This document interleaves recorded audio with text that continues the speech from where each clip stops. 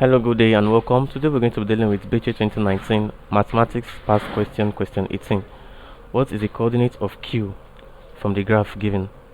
A minus 3, 3, B minus 3 minus 3, C 3 minus 3, and D 2 minus 4. Now this is the graph given. We're given this graph and we have to find the coordinate of Q, this Q here. Now this is the point Q. This is point Q. If we trace point Q upward, it will be from here, and if you trace it horizontally, it will be from here. Now this is point Q here. This is Q. Now if we know that in a graph we have the y-axis and the x-axis. This is our y-axis and this is the x-axis. Now on this axis we have the negative portion and the positive portion. Now for the y-axis, above here is the positive side where you have 1, 2, 3, and below is the negative side when you have minus 1, minus 2, minus 3.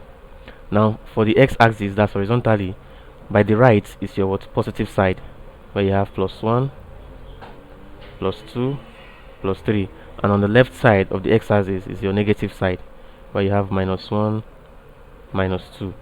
Now this Q here now is on the right side of the x-axis and the bottom side of y-axis. So that means it's on the positive side of x-axis and on the negative sides of the y-axis. And for us to find the coordinate of x, we'll find it in respect to the x-axis and the y-axis. So therefore the coordinate of Q is equal to what? Now let's trace it on the x-axis. When you trace the point Q to the x-axis, you'll find out that it was 1, 2, 3. That is 3. And when you trace it to on the x and y-axis, that's y-axis. This is y-axis. I know it is on the bottom side of y-axis. That's the negative side. When you trace it to the y-axis, you also have 1, 2, 3. Now, mind you, the bottom part of the y-axis is negative, so therefore it is minus 1, minus 2, minus 3. So therefore the coordinate of Q on the y-axis is minus 3, but on the x-axis it is plus 3. Now, so therefore our coordinate of Q is 3, minus 3. Now which of these options here correspond to our answer?